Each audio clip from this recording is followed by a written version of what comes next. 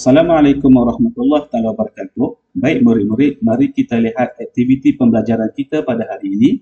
Yang pertama, kita akan baca bahan dengan menggunakan teknik KWLH untuk mendapatkan maklumat. Seterusnya, yang kedua, berbincanglah untuk kita mendapatkan latar belakang dan juga maklumat lanjut tentang kolej vokasional dan juga institusi pendidikan lain yang ada selepas tingkatan 3 daripada pelbagai pihak.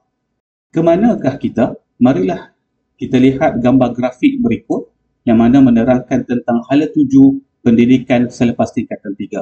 Anda boleh membuat pilihan sama ada untuk terus belajar di sekolah biasa, aliran perdana ataupun beralih angin ke sekolah aliran vokasional. Apa sahaja dua pilihan anda.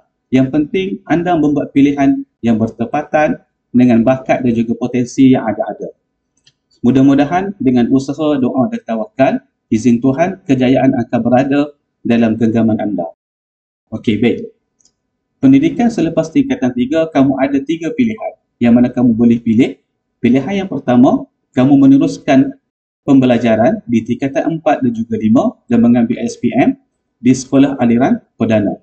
Yang kedua, murid-murid, kamu boleh pilih untuk menyambung pelajaran untuk sijil kemahiran yang mengambil masa 1 hingga 2 tahun.